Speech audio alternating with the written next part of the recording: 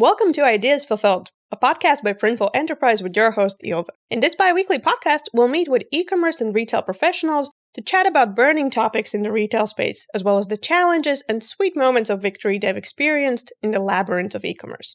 Today, I'm joined by Head of Sales at Printful, Kaspars Thyrsis. Printful is an on-demand printing and fulfillment company that helps people turn their ideas into brands and products. Whenever someone, you or your customer, makes a purchase, Printful receives the order, fulfills, and ships it. Kaspars has been with Printful since 2018. In his time here, he's had the chance to not only build a strong sales team from scratch, but also work with the biggest companies in the world. In today's conversation, we'll dig deeper into what challenges online retailers face when they want to introduce merch in their offerings, and what are the solutions to help with these issues.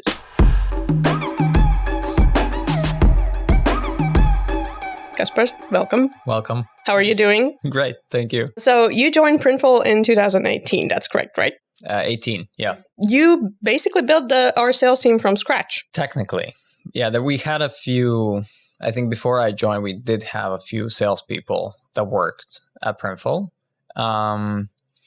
I can't say there was much of success. I mean, we did learn something from their experience. But yeah, I think when we joined, me and a few other people, right when I joined, that's when we considered the sales team really being born at Printful, yeah. And to give some context to the listeners, Printful was already a successful company by that point, right? Definitely. Yeah, but mostly based on like small and medium businesses. Printful was established in 2013, and then pretty much for the 5 years, our main customer was a small, medium-sized business, and that is everybody who wanted to start their e-commerce business. This is exactly what Printful helped them with. So you can easily start selling merchandise, physical products without risking any inventory, and scale globally. So that was for everybody, graphic designers, YouTubers, everybody that wanted to launch a brand. This is what exactly they could do with Printful. And then we created a sort of a sales team, but generally Printful Enterprise. Well, we didn't call it Printful Enterprise back then, but essentially we launched this new division of Printful that would focus on bringing print on demand as a solution to bigger brands and bigger companies and bigger e-commerce businesses. So yeah, that's in a nutshell. And back then, what was the state of mind when you spoke with customers who you wanted to get? What did they say when they heard about Printful or print on demand in general? Well, there definitely was sort of like resistance in terms of adapting print on demand. And we still see today, but 5 years ago, it was definitely more distinct. The brands that we wanted to get, and I mean big entertainment brands and similar brands that we wanted to partner up with, they were like, yeah, print on demand is really not a thing. You know, the quality is not there, the turnaround time is not there, and partially that was true in a sense. I mean, like now we have a much more sophisticated printing technology.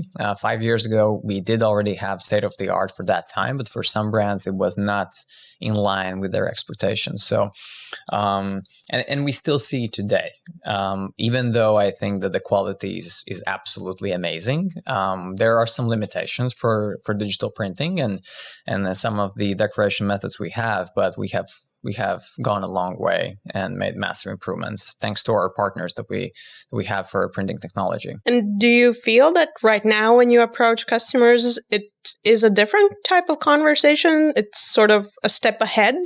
Or is still most of the time you have to convince people that print on demand is not what it was 5-10 years ago? Yeah, well, it's easier. It's easier because print on demand has grown as a solution.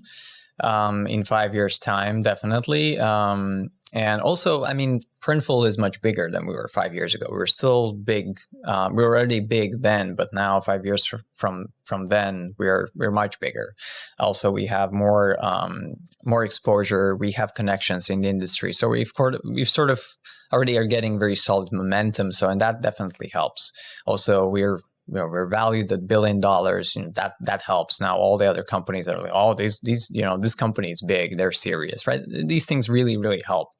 But sure, we do still get feedback that the quality is not always there, even though it has it's a massive improvement since we were started. Yeah. Let's imagine I'm a customer that you want to get. What's the conversation? How do you start that conversation?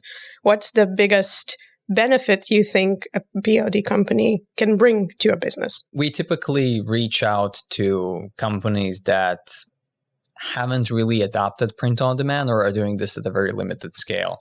And the biggest value proposition is it's sort of, there are multiple, but the biggest one is you don't have to hold any inventory. Yeah, you don't have to hold any stock. And you can read all over the news right now that companies and fashion brands and retailers are trying to get rid of their stock.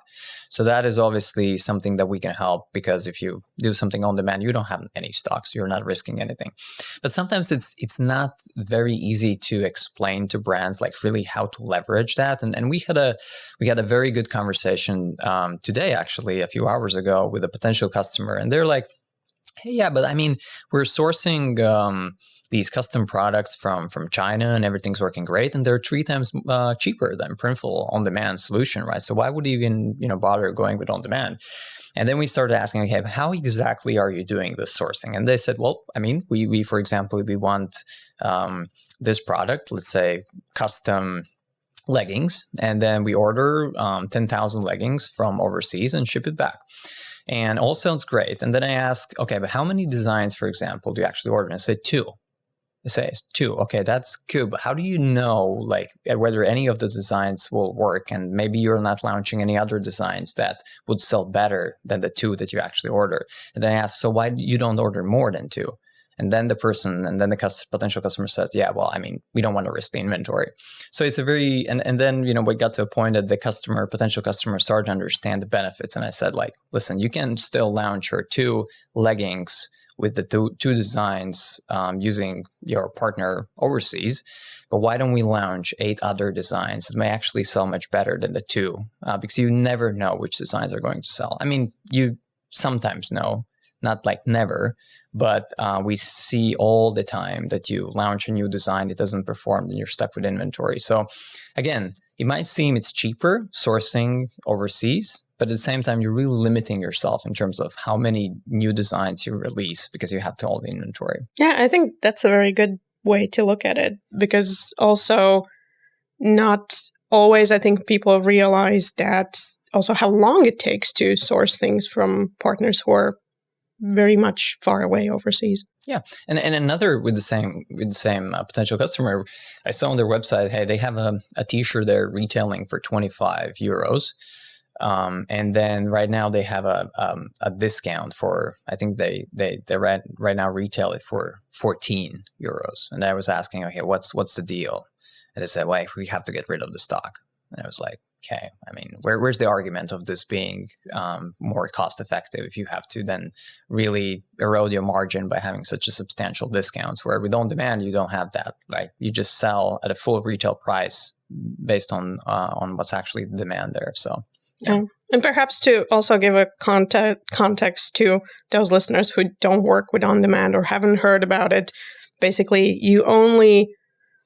we only fulfill an order when it gets placed. So there's nothing in waiting in stock, and you don't need to risk your money, basically, just by putting it in stock. In your experience, what's the one thing that people say when they don't want to use print on demand? What's their argument for not using it? It's expensive. That's what people think. It's like you're looking at, and sometimes it's a bit ridiculous in the sense that, I mean, we have to do a better job in terms of educating our potential customers, but sometimes like they're looking at a one shirt, Bella Canvas 3001, and they're like, yeah, but this shirt is screen printed and we do it's like 2 times cheaper than on demand. It's the same shirt. Like, why would we, pay more? And then we really have to educate about, hey, it's not, we're not comparing apples to apples. We really have to look at those things. Like, again, you can source something 2 times cheaper, but the question is, you're never. Sometimes people don't even consider things like, hey, okay, I ordered something 2 times cheaper, but now I'm still sitting on 5,000 units of unsold inventory. Okay, and you have to include that in your price, right? In your cost analysis. Sometimes people don't even do that, and they're like, hey, print on demand is more expensive. So this is like a very, very basic. application of print on demand, so you don't end up in that situation. And another one is also when you are actually ordering to not enough stock, right? So again, sometimes the customers are, but we don't have any inventory problems, right? Like we're selling out everything that we, place. I'm like, okay, but maybe you would have, got 1,000 more orders and people just can't buy it because you're out of stock. Have you even thought about that? And then they're like, yeah, that starts to make sense. But it's really, I'm surprised in a sense, like how difficult it is to get that message across through more more general messaging and just at a bigger scale. When we start talking with our customers face to face and having one-on-one conversations, that starts to make more sense. But yeah, that's very interesting. Do you think it's a problem of short-term thinking when it comes to making those decisions? Well, in a lot of cases, and which is actually very important to mention, in a lot of cases, because print on demand is still relatively new, and in a lot of cases, and especially more fashion-focused brands, or there are different types of brands. You can have a very e-commerce driven and very data-driven founder that runs an e-commerce business, and they understand the benefits of print on demand much more. But then there are very fashion, very artistic founders, which are great at what they do, but they don't really see exactly the application of print on demand that easily. So, and what it means that they've been working for maybe 10 years with how they've been doing and doing in bulk and sourcing overseas, and then we come over with this revolutionary print-on-demand technology that's more expensive. They don't get it that easily. So that also is important to mention. But also the inventory risk that I mentioned just now, that is a very basic and very relatively straightforward. But also a more interesting application is just generally having this mindset that, like, again, another story, we had a customer that we spoke with last week, and we asked, okay, everything is great, you have a great business. They said, yeah, we're fine. And now we're thinking about what is our next growth strategy. But they don't do any print on demand. But they're not growing as fast. And they're like, again, yeah, print on is more expensive. Like, we don't want to do it. And I ask, okay, but what is your product strategy? How often do you actually release new products or new designs? How do you think? Like, what was the answer? Any guesses? I would assume they didn't have a strategy. Well, actually, they did some sort of strategy. But what's that's surprising? Good already. They said we release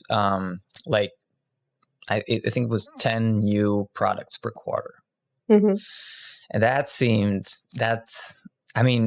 yes, Supreme as a model, like they can launch 3 shirts a year and sell 1 million units, and they can also have a brick that they sell. Like they something weird like that. So that's a very limited edition. But I guess the point I'm trying to make is 10 new products per quarter, unless you're a super limited edition type of a brand and within the same community, that sounds like a very, very small amount. Right, yeah. to generate interest from your customers and your fans, and we got to a point where we said, like, hey, you can do this more frequently with print on demand.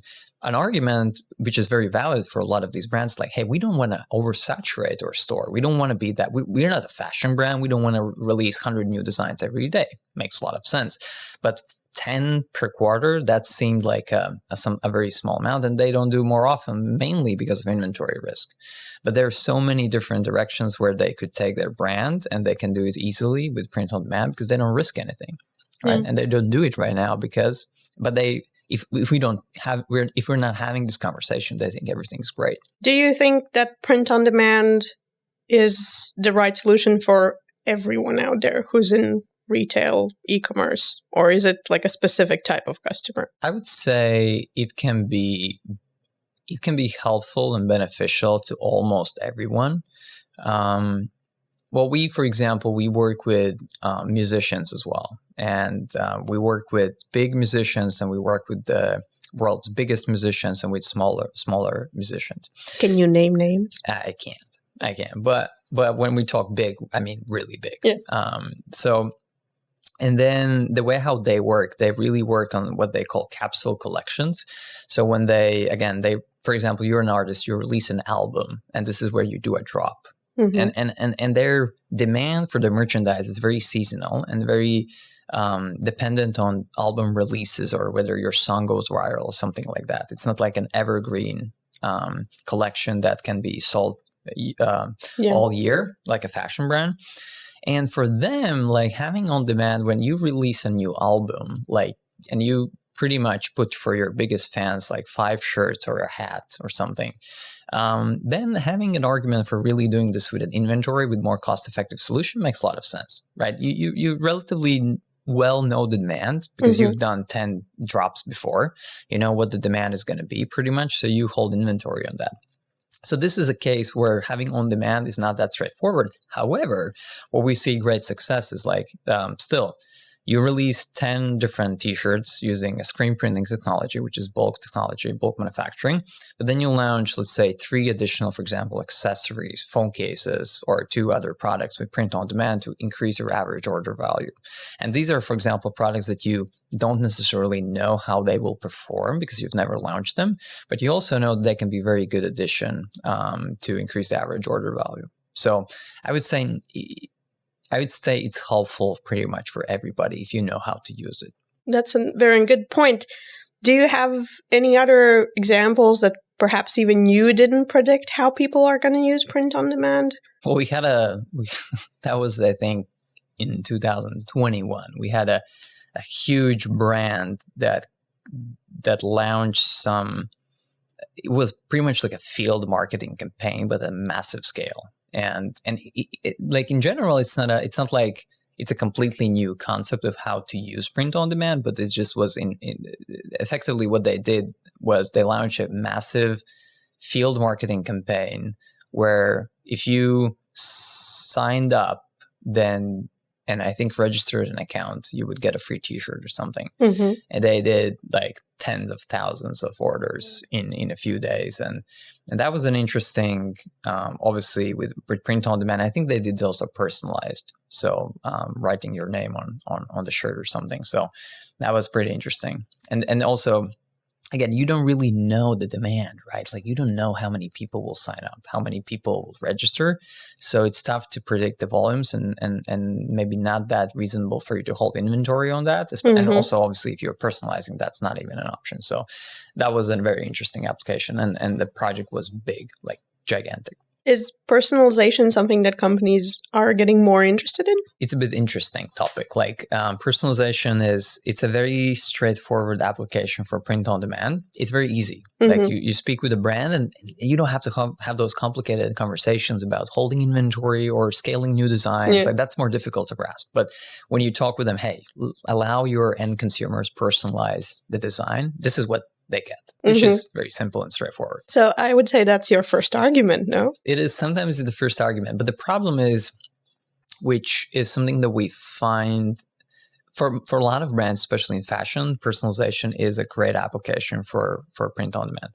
The problem is, which is actually surprising for me, the consumers are not that into that, really. It's at scale now. Like, it sounds interesting that you can go and personalize your shirt on ASOS or somewhere else, and for a small niche, like really enthusiastic people that want to go and add something and change something, it works great.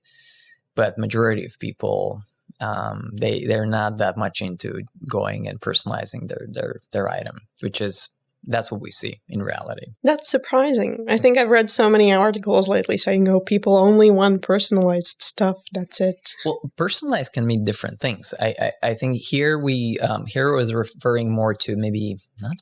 I'd say actually customization is a better mm-hmm. word, not personalization, customization, where you actually go and customize your shirt. Yeah. Personalization can be completely different. Personalization is definitely a huge thing. And this is obviously something like, why wouldn't we buy something that's personalized to us? But here, I don't mean customizing the design. By personalization, we can mean, for example, you are using your music streaming platform. You're listening to your favorite song or something. And then you get an ad, for example, you scroll your Facebook and you see an ad which shows a t-shirt with the quote or lyrics from your favorite song, because and then it's personalized, it's specifically for you. That resonates with you, so you convert better. So that is a personalization, and obviously that's massive. Wouldn't necessarily want to put your name on top of those lyrics, probably. Yeah. But it finds, and obviously doing this so targeted print on demand is the best way. It can be quite difficult to predict how big of a demand there will be for a specific t-shirt. Yeah, like I don't know what is your favorite song, but I don't think it's the same as for me, probably. Potentially not, yeah. And even if we have, then probably, I don't know, maybe there are some different lyrics that you wouldn't put on a shirt. So, I mean, again, with technology, we can predict those things. We can see and we can target very personalized merchandise. I know that one of the benefits of print on demand is the sustainability aspect of it. Could you talk a little bit more about that part? There are two angles, and the other one is a bit maybe more controversial. And I don't know if I should be talking about that because that doesn't play in our favor, but it's an interesting point, and I'm happy to share it. Obviously, the first is that you don't have to hold inventory, so you don't have such waste, right? So we see stories all the time where fashion brands and retailers are literally just putting their unsold inventory on landfills and stuff like that. So that's not good. So the argument that print on demand is something that really helps to produce only what's demanded is a fairly good argument, right? Yeah. That makes sense. The downside is sort of like a counter argument, which I've heard, and I partially agree with that, is, well, print on demand, but also allows you to launch more things, more designs, right? Which sort of drives fast fashion in a sense, because you don't have to hold any inventory. So brands that really find a good balance between those things, I think those are very good. But I also see an argument that print on demand, to some extent, if you are just launching all the time new stuff, that you can sort of drive overconsumption. There is an argument in the industry about that. So yeah, as you said about balance, finding the right decisions to make when you're buying stuff and creating it. How do you see the retail space changing in the next 5 years? Oh, there's a lot of things, a lot of exciting things. Well, definitely things are changing. I'm just going to throw what's on my mind, please maybe, do. Because it's not like I have prepared a perfect answer, but like one thing we see just generally is e-commerce is growing, but also we see a lot of direct-to-consumer brands that have relied solely on e-commerce. They struggle with profitability because of high customer acquisition costs right now. So brands that have multi-channel, they're also brick and mortar selling online. Those are the brands that are relatively more successful right now. Mm-hmm. And there's a lot of questions about whether the brand that's only online can grow beyond a certain point and have still solid profitability. And there are brands like Allbirds, which is one of the most sort of covered brand lately about how they're doing. I think they're also a publicly listed company. So getting customers online is really expensive right now. And that has gotten more expensive because of multiple reasons. First of all, because of just generally more brands are shifting in e-commerce. Like 5 years ago, e-commerce was a trend, but because of the pandemic, now everybody's there. And brands huge brands, retail fashion brands, e-commerce was important for them before the pandemic, but now it's almost the core of everything that they do. So now there's a huge competition and huge demand for consumers in online space. So that is one, and that drives up obviously the acquisition costs. And another one is also, for example, specifically on Facebook, it's the changes in privacy area and iOS updates, and that affected. Now things are normalizing, but that affected a lot of that as well. Brands just struggling to find proper targeting and hence struggling with profitability. So that is one. So you think that online might not be enough at some point in the future? You have to also do something physical? Like enough is depends what is enough for, right? You can build a very successful brand, 7-figure, 8-figure brand purely online, but at a certain point that if you want to scale further, then having a physical presence is something that a lot of the brands that have been just online are considering that. And I don't know, for example, ASOS, I don't think they have publicly stated that they're opening up stores, or not to my knowledge, but I am pretty certain at some point they will do. Like, I'm 100% sure. ASOS, which is a huge fashion retailer, multi-billion retailer. So yeah, I think they're going to become aggressive at some point in opening more stores physically. I remember I was listening to some interview with like a futurologist of retail before the pandemic. And back then they were pretty sure that people are going to create more, like brands are going to create more brick and mortar stores with special customer experiences where people can go and really enjoy the experience. And then pandemic happened and it was like, okay, we're going to do everything online now. Yeah, I mean, like foot traffic on malls is back to pretty much pre-pandemic levels. Yeah. So that's, I mean,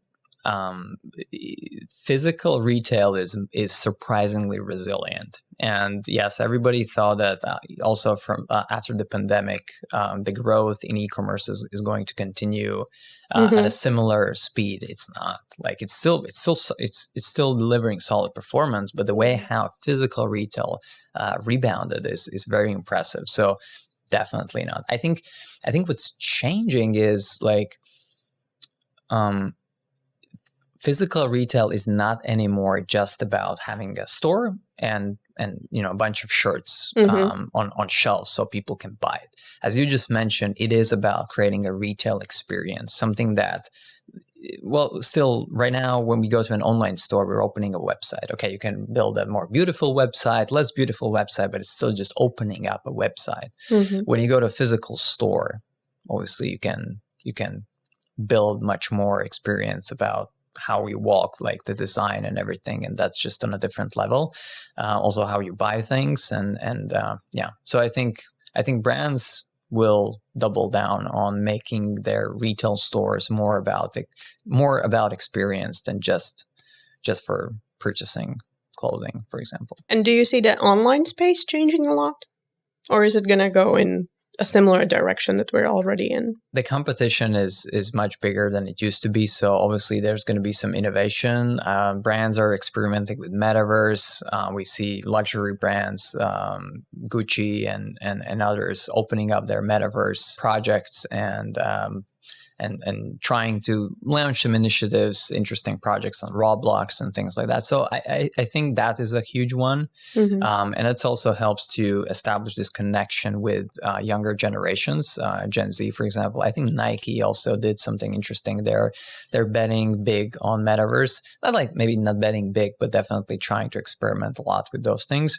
So that's definitely changing in online space, but that's very, very global. Speaking of innovation, what do you think will change for the print-on-demand industry in the future? Because even when you started at Printful, I don't think at that point we even did embroidery, which is now a very fast-growing category that I think a lot of companies are interested in. Do you see more techniques coming in, or faster fulfillment times, or some other improvements that POD is going to work on? I think the three things that we can expect as regards to print on demand, the first one is the quality is going to just get better and better. And it's like, you have a smartphone and then you use an analog phone, and then it's just a matter of time until the technology catches up. But right now we're only on our smartphones. So I think digital printing is just going to, at some point, achieve a level of quality and price that is just going to beat everything else. And why would we produce something in bulk if we can produce everything on demand? So I think there's going to be a massive improvements in quality that we can expect in the next years, but also making it more cost efficient. So that is like 1 and 2 combined.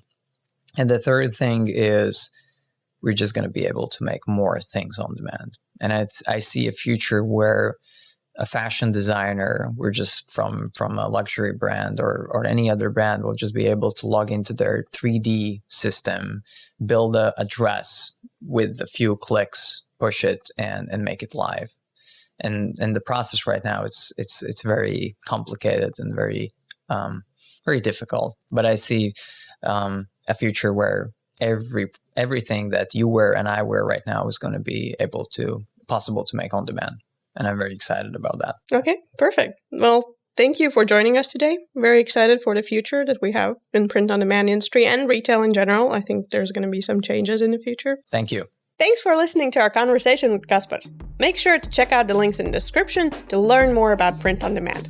And don't forget to subscribe and tune in for the next episode of Ideas Fulfilled by Printful Enterprise.